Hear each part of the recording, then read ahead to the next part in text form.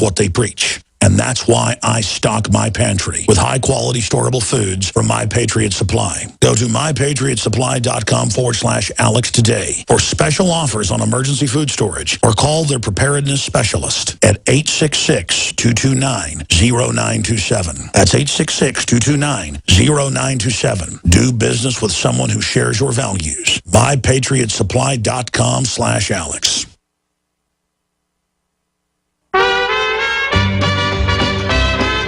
Don't worry. This show is documented. Alex Jones on the GCN Radio Network. I fell into a burning ring. That's right, don't worry. We start claiming something or talking about something, we give you the source about 99% of the time. Or if we're speculating, we'll tell you. We're just speculating. You can make the decision yourself, just like we're doing, off what you think's going on. Dr. Stephen Hatfill is our guest, medical doctor, one of the top bioweapons experts out there on record. And you can read big articles with his analysis in the Atlantic Monthly, you name it, just by Googling his name or going to ddponline.org, Doctors for Disaster Preparedness. And he joins us right now. We'll be taking some of your calls coming up for him at 800-259-9231, 800-259-9231, coming up in the next segment. Doc, this is a short segment, so getting right back into it. I see them publish the design of mousepox that they say is super deadly, worse than Ebola, correct me if I'm wrong, or universities openly working at BioShield to create new airborne avian flu, claiming they want to know how to treat it. But, again, I'm no rocket scientist or virologist like you, but it seems if you've got level 4 stuff going on in Galveston, where it gets hit by a hurricane, and things seem so flimsy now, it's only a matter of time till the BioShield system ends up releasing some nightmare pathogen. Or do you think it's going to come out of the jungles of somewhere? You talk about all these emerging things. What is the big threat? What keeps you awake at night? Mother Nature. Yeah. Look, these labs, I mean, you've got C.J. Peters down there, and he is probably one of the world's experts on Ebola. He was at CDC Special Pathogens for years. USAMRIID, extremely, extremely knowledgeable scientist and physician. Just a wonderful guy. And this stuff isn't getting out of a lab. Okay, so you're not worried about that. What are you? No. So you're worried about the jungle? I'm worried about the jungle. And right now, there's about 5 different things going on with the emerging diseases. We have this enterovirus that's sickening the children in the Midwest. We have monkeypox outbreaks in the Kasai Oriental province. This has been going on for years. We have an Ebola outbreak in the Democratic Republic of the Congo. We have the MERS virus in the Mideast. This is a severe respiratory system virus, semi-related to the SARS virus that broke out in China and Hong Kong. We have the chikungunya virus outbreak, and it's almost epidemic in Puerto Rico. We've had, I think, 1 primary case in Florida and 1 secondary mosquito-transmitted cases in Florida. So these things are just, as our species numbers increase, we have more contact with disrupted, fragmented environments, and most of these diseases are jumping from animals into humans. A number of years ago, in the mid-90s, we almost lost all the lions in the Serengeti in Africa. Distemper, a type of measles virus, jumped from the local wild dogs into the lion population and decimated them. So this is a continuing, growing threat of emerging infectious diseases, and scientists have been worried about this for 30 years. So as humans move into these zoological areas, what's causing the viruses and things to jump over into other animals and humans? Is it just the proximity? The proximity and the fact that the majority of these are RNA viruses. RNA is a type of genetic information that a virus carries. The other type is the DNA, which a lot of people are familiar with.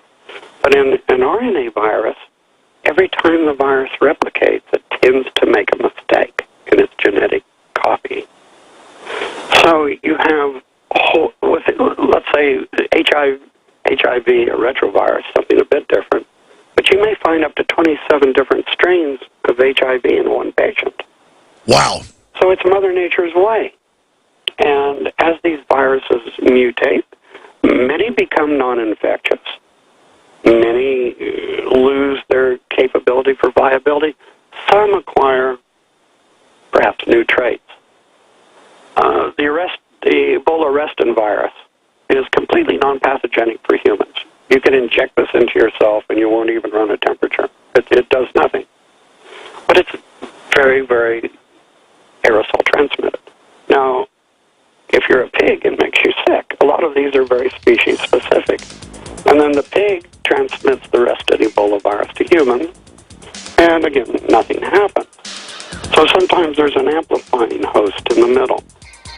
Let me ask you a question when we come back. Long segment coming up. Is it possible when it goes through a buffer like a pig, would you then get some immunity to other Ebola viruses from the Reston variety? And we'll ask, is that the one that got out in the lab in 1989? We'll be back. Stay with us.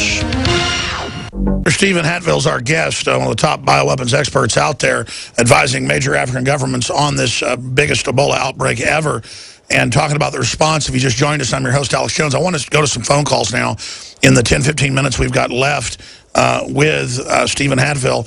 And, of course, you can visit his website, Doctors for Disaster Preparedness, that he's part of, ddponline.org for doctors and others. Then we'll be part of the organization to get the latest up-to-date information. You can go there and become a member as well. Has a lot of important news and information as well. Looking at this, what is, the FBI had asked major universities to not release, I guess, the way to weaponize mousepox and things like this. You talk about monkeypox and things. Obviously, there have been weaponized things in government labs around the country. South Africa, it came out in some of their hearings, was trying to weaponize things for race-specific reasons. I know a lot of that stuff's classified, but specifically, are you worried about that more? In the Russians in the Cold War with weaponized anthrax, or are you worried more about what's coming out of the jungle merging with something? I mean, could we see something that makes airborne Ebola look tame, a 12 monkey scenario? Yeah, I just want to finish the answer to my skin shedding. Yes. We don't know when during infection this occurs. The things that were looked at were late, almost terminal cases. But we don't have data on when skin shedding occurs, and if you're infected through the skin, the virus would be replicating there. So, I mean, what I'm trying to say is there's still some uncertainties here. So when we develop first responder guidelines, we always need to err on the side of caution. I get it. So we need to tell the firemen, the police, the medical workers, as you wrote in the Atlantic, that they could get it by brushing up against somebody. What I can say is this. Médecins Sans Frontières, MSF, probably have the greatest number of people experienced with handling Ebola.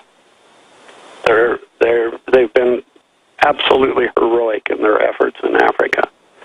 On their own guidelines, their handbook for handling these patients, the degree for a risk for accidental exposures, in the unclear or variable section of their degrees of risk, they mention direct contact between intact skin and an example touched by a symptomatic Ebola patient. And their guidelines were immediate observation at the field or at the national capital level of these instances. So we know patients in advanced stages, and this is part of the transmission, handling the bodies, burying the bodies without proper protective gear and this type of thing. These are late cases, but we don't have data to indicate when this viral shedding starts. So we're assuming it's in late-stage cases. Well, assuming is not erring on the side of caution. So we need further studies on this. Sure. Well, all these Texas officials and federal officials said there's no way to get it. You have to be vomited on into an open wound. That's been shown not to be true. And clearly it looks like this Ebola is hardier, spreading more than ever before. So something's going on here. I want to go to these callers, John, Justin, Mike, Jake, and others that are patiently holding. But, Doc, what about I'm more worried about the jungle. To answer your question before this, there are things out there. There's a virus called the Basque Congo virus. Time from death between first showing symptoms is 2 to 3 days. There's only been about 3 or 4 cases. Wow. We don't know a lot about this. There's another virus that hasn't jumped species yet. It's still in the monkeys, called simian hemorrhagic fever, and this has 100% lethality in monkeys. Wow. Now, it hasn't jumped to humans yet, and we're trying to watch this, but Mother Nature is really not something you want to mess with. It requires the highest sort of thinking on this, and always erring on the side of caution when you're dealing with human lives. Now, what was the virus that kills 100%? Well, it's a monkey virus that hasn't jumped into humans that we know of yet. It's called simian hemorrhagic fever. And then what was the other one that's only a few people have gotten it, but it kills them in a matter of days? It's called the BAS-Congo virus. Wow, and imagine if those got out. Well, we don't know how it's trained. It looks like it's probably, again, the fruit bats. But, we're not certain yet. It might be arthropod, insect transmitted. We don't know, and there's still a lot of research going on this. But it serves as an example that Mother Nature holds a lot of surprises for us. And, right now we live in a virtual sea of viruses. We can't see them, we can't detect them, we can't smell them, we can't touch them, but they're all around us. Only a few, only about 1,700 infectious agents have the capacity to affect humans. But any time they could mutate, and then there'll be a chain reaction, and we're not ready at all. Seems like the more money we spend, the less ready we are. It's bizarre. Yeah, I think so. Yeah. Bizarre. Dr. Stephen Hatfill is here with us today. Let's take some phone calls. John in North Carolina, thanks for being patient. You're on the air.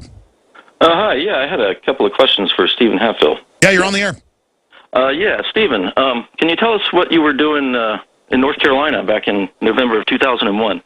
No.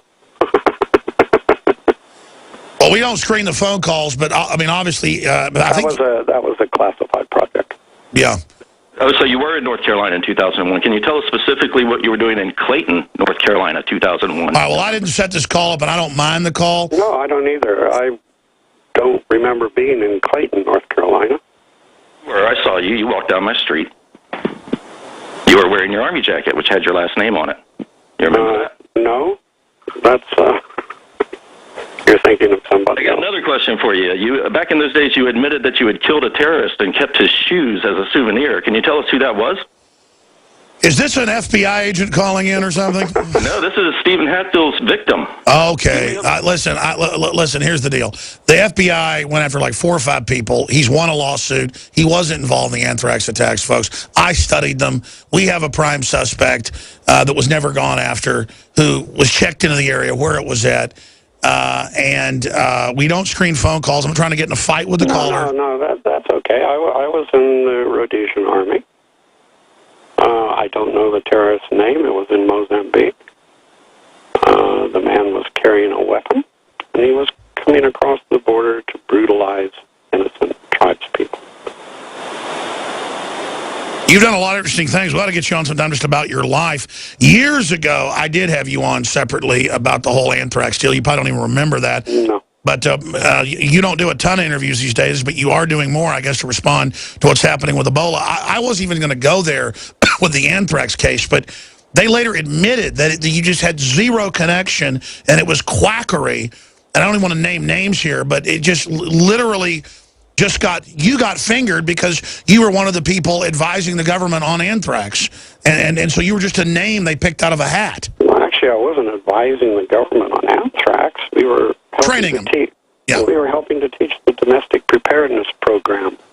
Well, that's what I meant, like how to counter things like that. Well, for the hospitals in the 120 largest cities, how to handle some sort of an outbreak. But anthrax was just one of the agents